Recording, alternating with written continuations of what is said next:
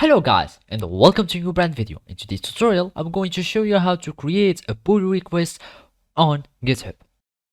So the first thing to do is to open your web browser, either if it was Google Chrome, Mozilla Firefox, Microsoft Edge or any web browser that you are using. After that you will need to go to github.com. And now we will need to create an account so we can be able to use the GitHub services. So basically all we need to do is to click on sign up and then it will redirect us to the sign up page.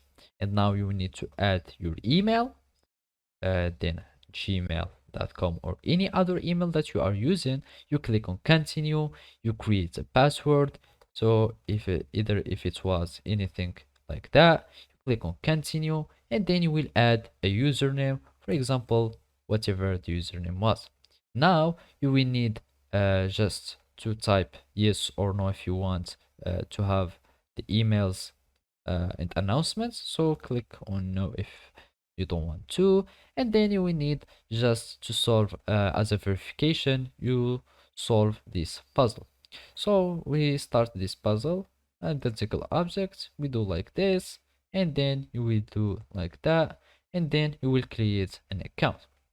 So basically after you create an account, all you need to do is to verify your email by having copying the code that will be sent to your email, and then you will just paste it here and you will be able to create a new account on GitHub.